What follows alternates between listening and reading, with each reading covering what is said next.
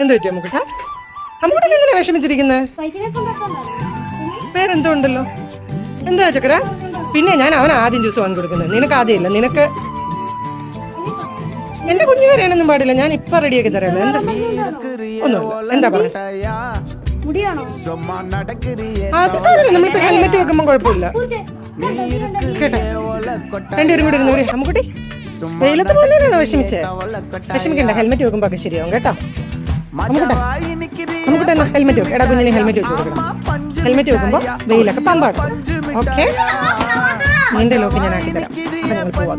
Lock ആവുന്നില്ല, നമ്മൾ ദേഷ്യപ്പെടുന്നു.